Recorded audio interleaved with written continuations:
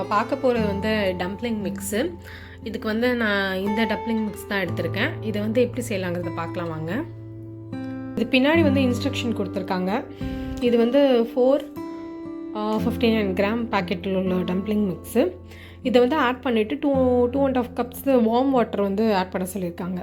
ரொம்ப சூடாகவும் இல்லாமல் சும்மா லைட்டாக சூடாக உள்ள வாட்டர் வந்து ஆட் பண்ண சொல்லியிருக்காங்க. அதுக்கப்புறம் இதை வந்து ஒரு 45 மினிட்ஸ் வந்து மூடி வச்சிடணும். இது பேக்கெட் தனியாக, ஈஸ்ட்டு தனியாக இருக்குமா. நம்ம ஓப்பன் பண்ணி பார்க்கலாம் பாருங்கள். இது வந்து பேக்கெட்டு, இது வந்து ஈஸ்ட்டு. இப்போ நம்ம இதை எப்படி செய்யலாங்கிறத பார்க்கலாம் வாங்க. ஃபஸ்ட்டு ஒரு மிக்சிங் பவுல் எடுத்துக்கலாம். மிக்சிங் பவுல் எடுத்துகிட்டு இந்த பேக்கெட்டை வந்து ஃபுல்லாக ஆட் பண்ணிக்கலாம். இப்போ பாருங்கள், இந்த பவுலில் வந்து பேக்கெட்டை ஆட் பண்ணியாச்சு. இப்போ வந்து ஈஸ்ட் வந்து அவங்களே கொடுத்துருக்காங்க, அதை வந்து ஆட் பண்ணிக்கலாம். ஈஸ்ட் வந்து ஆட் பண்ணிக்கலாம். ஈஸ்ட் வந்து ஆட் பண்ணியாச்சு. இப்போ 2.5 கப் வந்து வார்ம் வாட்டர் வந்து ஆட் பண்ணிக்கலாம். ஆட் பண்ணி கொஞ்சம் கொஞ்சமாக ஆட் பண்ணி லைட்டாக வந்து மிக்ஸ் பண்ணி விட்டுறலாம். இப்போ பாருங்கள், நல்லா மிக்ஸ் பண்ணியாச்சு. இந்த மாதிரி ஒரு பதத்துக்கு வந்து நம்ம வந்து மிக்ஸ் பண்ணிக்கலாம்.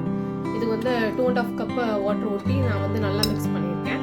இப்போ வந்து இது வந்து ஒரு 45 மினிட்ஸ்க்கு அப்படியே நல்லா ஊறட்டும். அதனால் நான் ஒரு டவல் போட்டு இது வந்து மூடி வச்சிட்றேன்.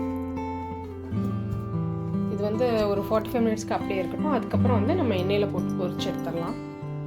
45 மினிட்ஸ் ஆயிடுச்சு. நம்ம ஓப்பன் பண்ணி பார்த்துடலாம். பாருங்கள், ஈஸ்ட் வந்து நல்லா பொங்கி வந்திருக்கு. ஒரு கரண்டி வச்சு எல்லாத்தையும் நல்லா வந்து இது பண்ணி மிக்ஸ் பண்ணி விட்டுறலாம். பாருங்க,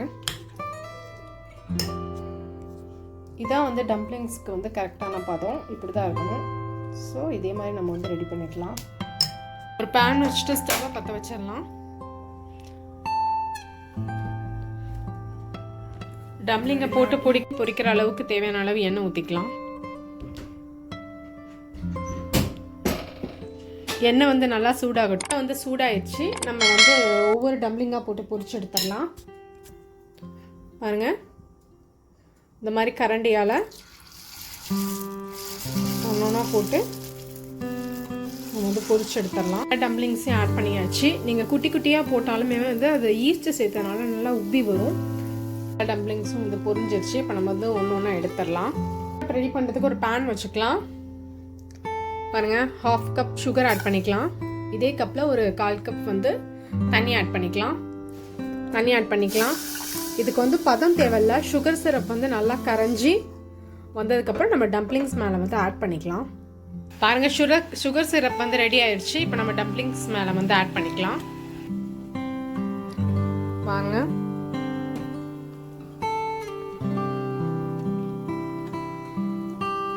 ஆட் பண்ணிக்கலாம். பாருங்கள், நம்ம டம்ப்ளிங்ஸ் வந்து சூப்பராக ரெடி ஆயிடுச்சு. நீங்களும் உங்கள் வீட்டில் இந்த ரெசிபியை ட்ரை பண்ணி பாருங்கள். தேங்க்யூ ஃபார் வாட்சிங்.